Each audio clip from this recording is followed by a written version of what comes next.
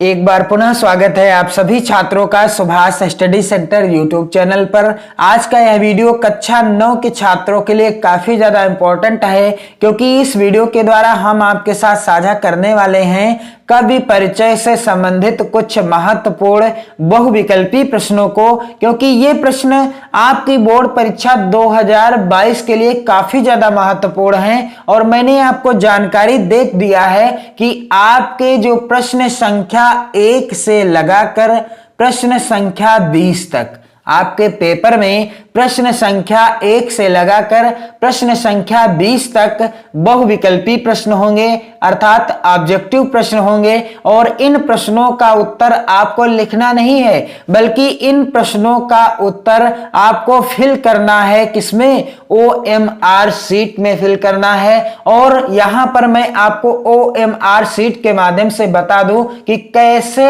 आप इन प्रश्नों को, यानी ये जो 20 प्रश्न पूछे जाएंगे, इन प्रश्नों के उत्तर आप OMR शीट में कहां पर फिल करेंगे।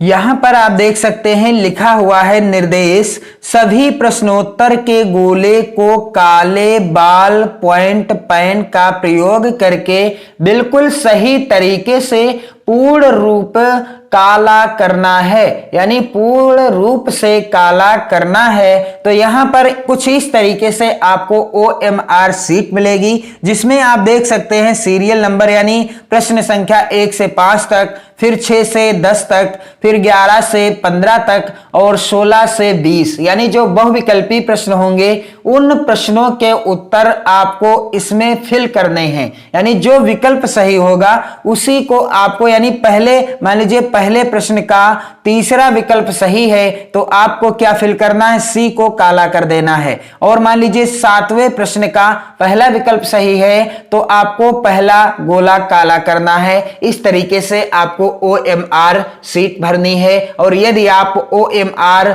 शीट देखना चाहते हैं तो आप कमेंट करें, और यदि आप सीखना चाहते हैं OMR शीट कैसे भरें, भरने का सही तरीका क्या है, क्योंकि यदि आपकी OMR शीट भरने में थोड़ी सी भी गलती हो जाती है तो आपकी चेक नहीं होने वाली OMR शीट। इसलिए OMR शीट को भरते समय काफी ज्यादा सावधानियों को भी ध्यान में रखना है। तो चलिए यहाँ पर जो महत्वपूर्ण प्रश्न हैं उनको हम देख लेते हैं। पहला प्रश्न है, कबीर दास का जन्म कब हुआ था? पहला विकल्प है संवत 1452, संवत 1453, संवत 1454 और संवत 1455। तो यहां पर सन नहीं पूछा गया है, यहां पर जो विकल्प है संवत में लिखा है, तो आपको संवत भी ध्यान रखना है। तो कबीर दास जी का जन्म कब हुआ था? संवत 1455 में। दूसरा प्रश्न है, कबीर दास के गुरु का क्या नाम था? पहला विकल्प है परमानंद, दूसरा विकल्प है रामानंद, तीसरा है दीनानंद और चौथा विकल्प है रामचंद्र। तो कबीर दास जी के गुरु जी का क्या नाम था? रामानंद था। कबीर दास जी किसके शिष्य थे? रामानंद जी के शिष्य थे। अगला प्रश्न है यहाँ पर तीसरा, निम्न में से कबीर दास जी की रचना है, निम्न में से कबीर दास जी की रचना कौन सी है? पहला विकल्प है दीप शिखा, दूसरा है राग गोविंद, तीसरा है रमैनी और चौथा विकल्प है अनघ। तो कबीर दास जी की रचना का नाम क्या है? रमैनी, क्योंकि साखी शबद रमैनी ये तीनों रचनाएं किसकी हैं? कबीर दास जी की हैं। आप ध्यान दीजिएगा। और अगला जीवन परिचय हो जाएगा मीराबाई जी का, और इनके जीवन परिचय से संबंधित महत्वपूर्ण बहुविकल्पी प्रश्न कुछ इस प्रकार से हैं। मीराबाई का जन्म कहाँ हुआ था? यहाँ पर पहला विकल्प है मेड़ता राजस्थान, दूसरा है देवास मध्य प्रदेश, तीसरा है उज्जैन मध्य प्रदेश और चौथा विकल्प है मेवाड़ राजस्थान में। तो राइट आंसर क्या हो जाएगा? राइट आंसर हो जाएगा मेड़ता राजस्थान। यहां पर दूसरा प्रश्न पूछा गया है, मीराबाई के पति का क्या नाम था?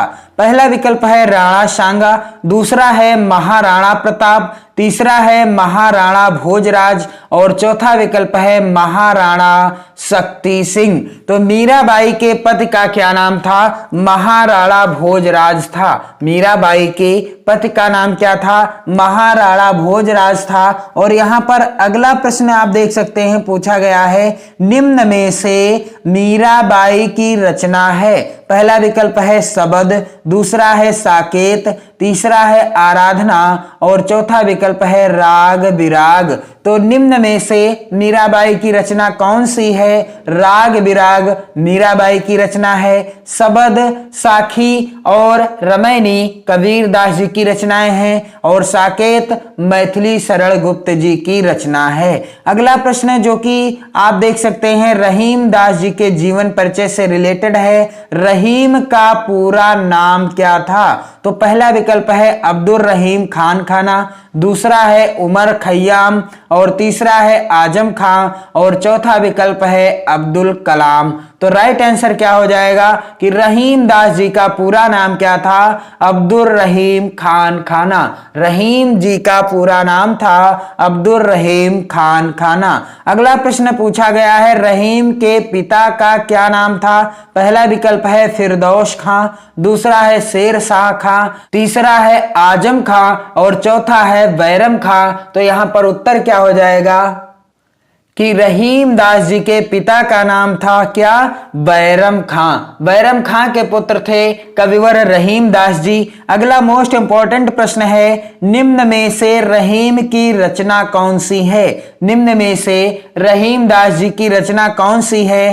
पहला विकल्प है झनकार, दूसरा है मदनाष्टक, तीसरा है वेला और चौथा विकल्प है नहुस। तो राइट आंसर क्या हो जाएगा कि निम्न में से रहीम दास जी की रचना कौन सी है? मदनाष्टक। अगला प्रश्न यहां पर पूछा गया है मैथिली शरण गुप्त जी के जीवन परिचय से संबंधित और यहां पर आप देख सकते हैं कि मैथिली शरण गुप्त का जन्म कहां हुआ था? तो विकल्प क्या है? पहला विकल्प है झांसी, दूसरा है भोपाल, तीसरा है ग्वालियर और चौथा है इलाहाबाद।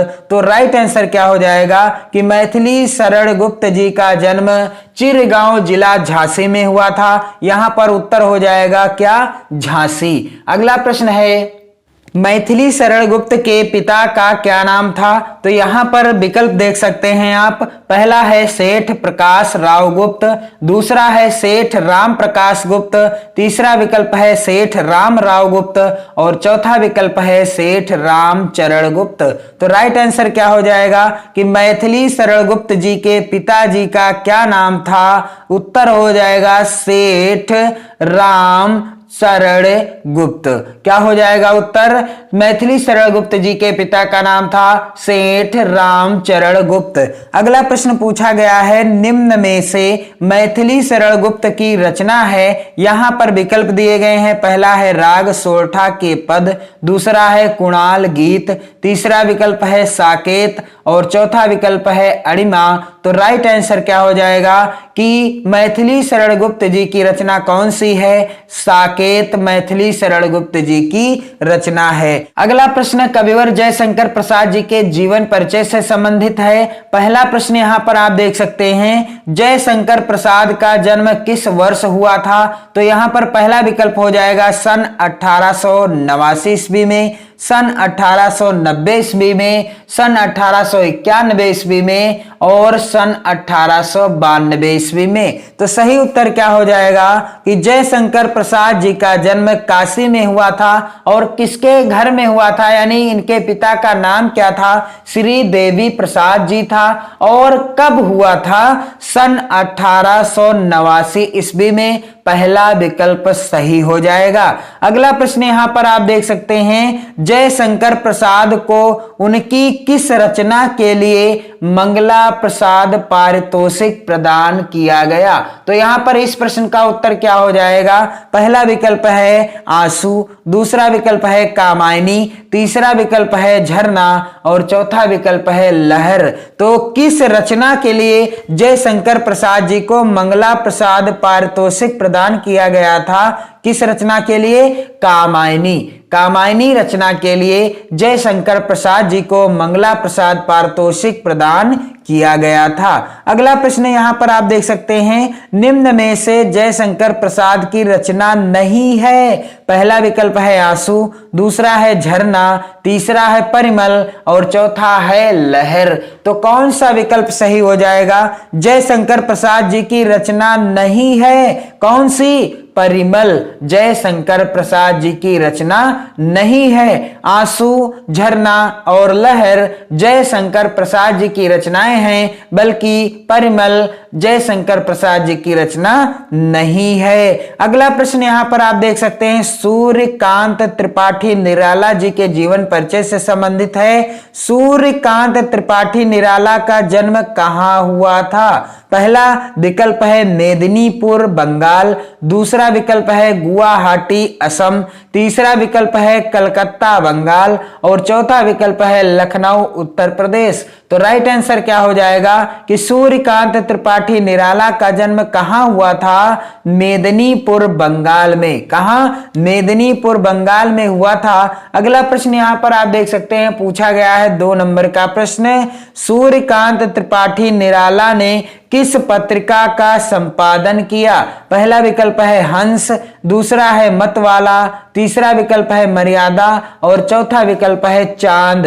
तो राइट आंसर किसके साथ चला जाएगा कि सूर्यकांत त्रिपाठी निराला जी ने मतवाला पत्रिका का संपादन भी किया था। अगला प्रश्न यहां पर देख सकते हैं आप, निम्न में से निराला की रचना है। पहला विकल्प है देवोदास, दूसरा है यामा, तीसरा है अनग और चौथा है अणिमा। तो राइट आंसर क्या हो जाएगा? राइट आंसर हो जाएगा अणिमा। सही उत्तर क्या हो जाएगा? निम्न में से निराला जी की रचना कौन सी है? अणिमा। अगला प्रश्न यहां पर आप देख सकते हैं, हरिवंश राय बच्चन जी के जीवन परिचय से संबंधित है कि हरिवंश राय बच्चन का जन्म कब हुआ था? पहला विकल्प है सन 1906 में, सन 1907 में, सन 1908 में अथवा सन 1909 ईस्वी में। तो राइट आंसर क्या हो जाएगा कि हरिवंश राय बच्चन का जन्म कब हुआ था? तो उत्तर हो जाएगा इस प्रश्न का 1907 ईस्वी में हरिवंश राय बच्चन का जन्म हुआ था।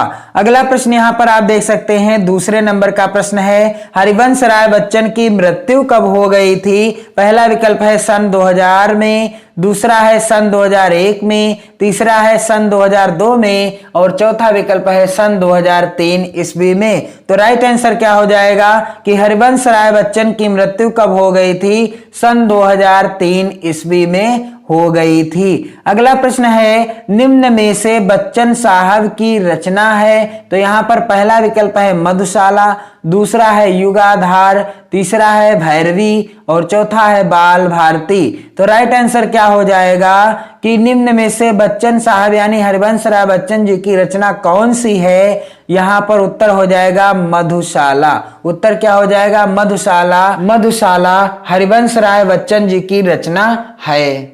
अगला प्रश्न है, संत रैदास जी के जीवन परिचय से संबंधित है और यहां पर आप देख सकते हैं, पहला प्रश्न है कि संत रैदास का अन्य नाम क्या है? तो दिए गए विकल्पों में से राइट आंसर क्या हो जाएगा? पहला विकल्प है संत रामदास, दूसरा है संत राम प्रसाद, तीसरा है संत रामलाल और चौथा है संत गुरु रविदास। तो राइट आंसर क्या हो जाएगा? संत गुरु रविदास रैदास जी का अन्य नाम है। अगला प्रश्न है, संत रैदास का जन्म कब हुआ था? पहला विकल्प है सन 1377 में, दूसरा है सन 1378 में, तीसरा है सन 1379 में और चौथा विकल्प है सन 1380 में। तो राइट आंसर क्या हो जाएगा? संत रैदास का जन्म कब हुआ था? सन 1377 ईस्वी में हुआ था। अगला प्रश्न यहां पर आप देख सकते हैं, निम्न में से संत रैदास की रचना है। तो यहां पर पहला विकल्प है गीतावली, दूसरा है सूरसागर, तीसरा है रामायणी और चौथा है प्रभु जी तुम चंदन हम पानी, जो कि आपकी पाठ्य पुस्तक में भी लिखा हुआ है। प्रभु जी तुम चंदन हम पानी। तो आपको क्या करना है, इन प्रश्नों को नोट कर लेना है, साथ ही इन सभी प्रश्नों को आप अपने मित्रों में शेयर जरूर करें। और आपको क्या करना है, अपने प्यारे प्यारे कमेंट जरूर करें। अपनी पढ़ाई को बेहतर ढंग से करते रहें और मस्त रहें, हमेशा खुश रहें और खुशियां बांटते रहिए। जय हिंद।